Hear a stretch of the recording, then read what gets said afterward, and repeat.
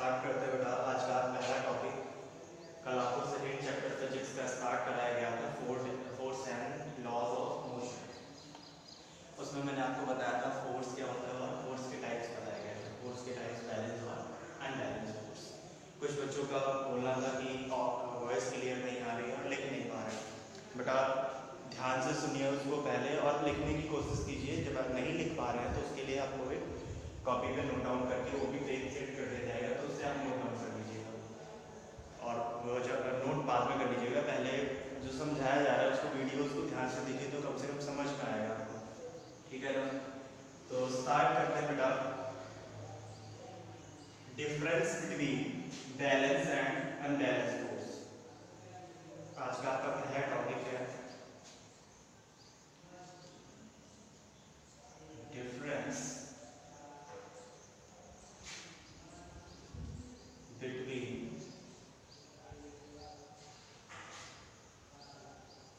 Balance and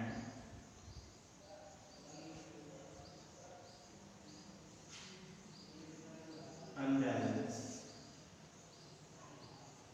force, ठीक है बेटा। Difference between balance and unbalance force क्या होगा? डिफरेंस बैलेंस और अनबैलेंस फोर्स में यहाँ पे लिख लेते हैं बेटा बैलेंस फोर्स और यहाँ पे आ जाएगा आपका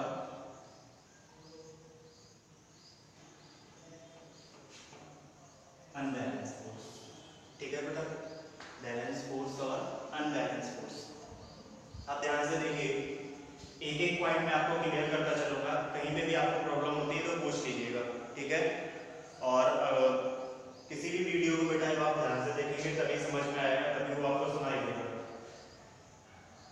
देखिए पहला पॉइंट जो पहला डिफरेंस होगा बैलेंस और अनबैलेंस फोर्स में, वो आपका पहला डिफरेंस क्या आ जाएगा?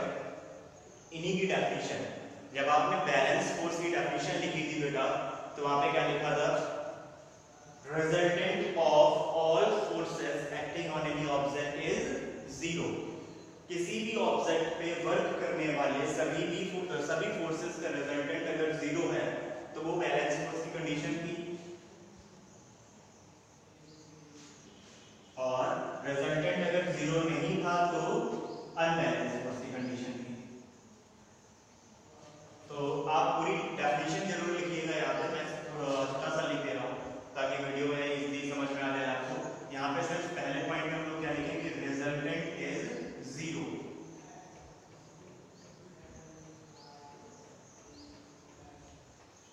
Resultant of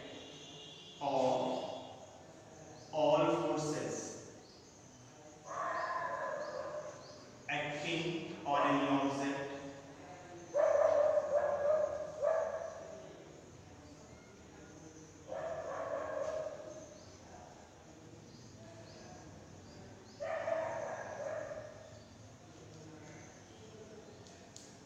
is zero.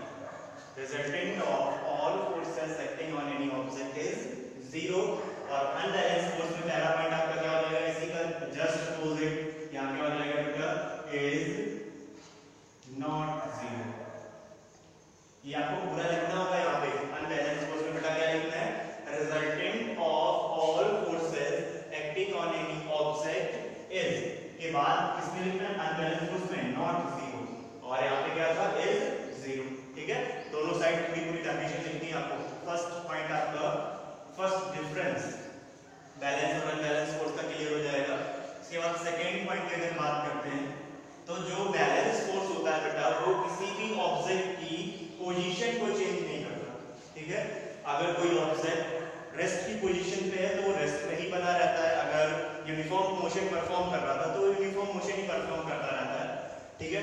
But unbalance force की कंडीशन में ऐसा नहीं होता है। अनबैलेंस फोर्स क्या कर देता है? किसी भी ऑब्जेक्ट की पोजीशन को चेंज कर देता है, ठीक है। तो यहाँ पे सेकेंड पॉइंट क्या हो जाएगा आपका? Balance force can not change the position of any object.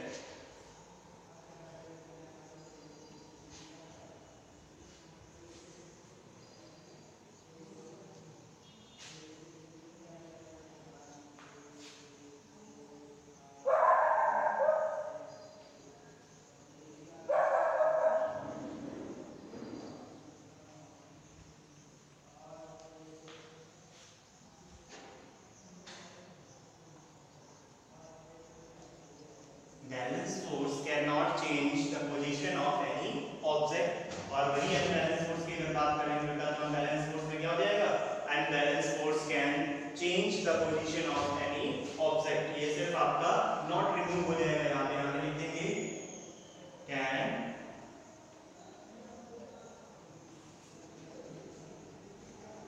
change the position of any object. ठीक है ना?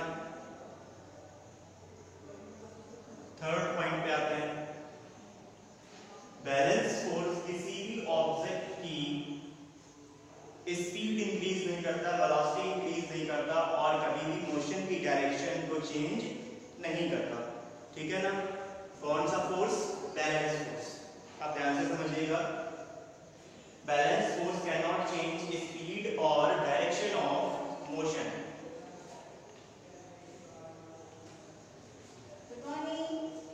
Good morning, sister.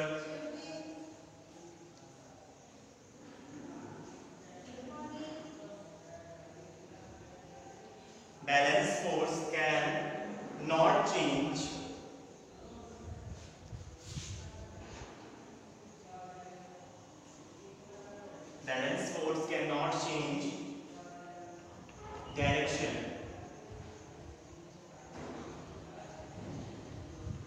direction of motion। Balance force आपकी डायरेक्शन ऑफ मोशन को चेंज नहीं करता, लेकिन अनबैलेंस फोर्स की कंडीशन पे क्या होता है? अनबैलेंस फोर्स आपकी डायरेक्शन ऑफ मोशन को चेंज कर देगा।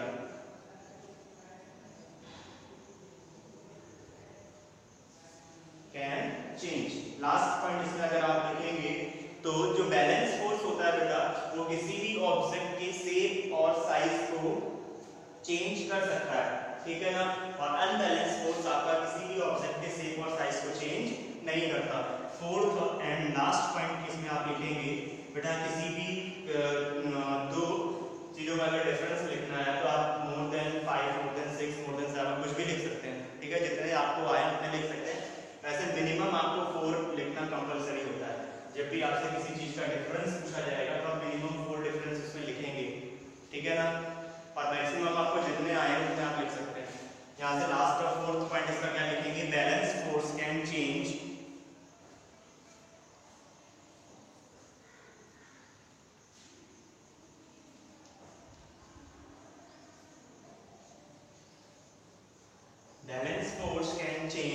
shape and size of any object।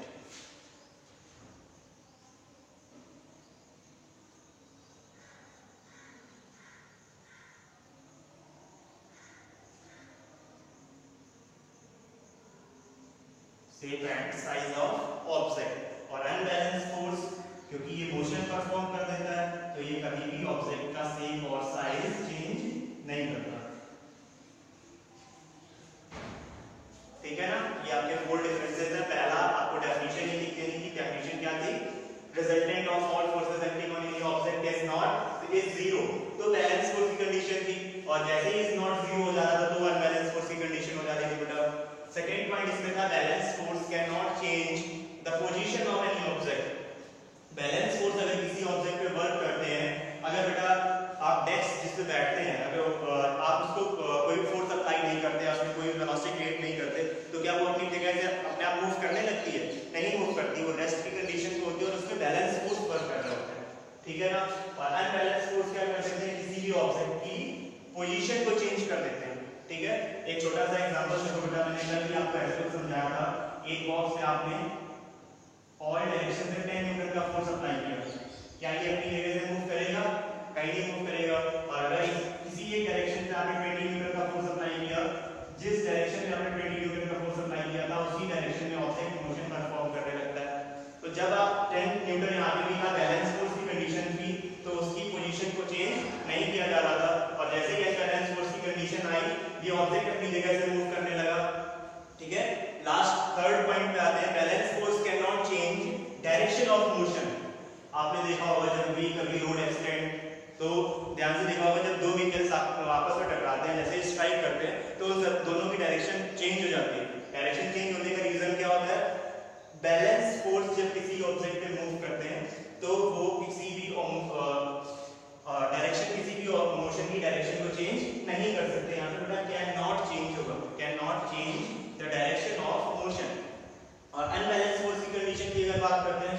आपकी डायरेक्शन ऑफ मोशन को चेंज कर सकते हैं। जब भी दो व्हीकल्स स्ट्राइक करते हैं तो वहाँ कोई बैलेंस फोर्स वर्क करेगा, कोई भी बैलेंस फोर्स वर्क नहीं करेगा। जैसे ही अनबैलेंस फोर्स लगता है दोनों की डायरेक्शन अपने आप मूव कर जाती है। ठीक है, बैलेंस फोर्स का लास्ट पॉइंट था, balance force can change shape and size of any object. आप किसी भी ऑब्जेक्ट को ले लीजिए, उसको कंप्रेस करते हैं। देखिए ध्यान से, ये एक बुक थी, ठीक है बेटा, इसको बोथ साइड से सेम फोर्स लगा के आपने इसको कंप्रेस किया, इसका शेप और साइज चेंज होने लगा ना बेटा। और अनबैलेंस फोर्स क्या होता है बेटा, एक डायरेक्शन से मैंने फोर्स लगाया, दूसरी डायरेक्शन से फोर्स नहीं लगा रहा है, सिर्फ एक डायरेक्शन से फोर्स अप्लाई करते जाइए, इसका शेप और साइज चेंज नहीं होगा, ये इसमें मोशन परफॉर्म हो जाएगा। जब फोर्स अप्लाई करने से किसी ऑब्जेक्ट में मोशन परफॉर्म होगा तो उसका शेप और साइज चेंज नहीं होगा, और जब किसी ऑब्जेक्ट में फोर्स लगाने से मोशन परफॉर्म ऑब्जेक्ट नहीं करेगा तो उस कंडीशन में उसका शेप और साइज चेंज हो जाएगा। ठीक है ना, ये आपका डिफरेंस था बैलेंस और अनबैलेंस फोर्स में। इसको ध्यान से देखिए, कुछ भी क्वेरीज होती है तो आप अपना व्हाट्सएप ग्रुप पे सेंड कर दीजिएगा।